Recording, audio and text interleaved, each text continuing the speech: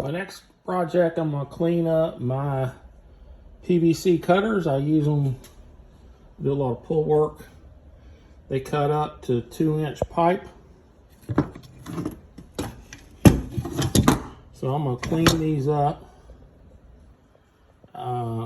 They're probably 6 to 8 years old.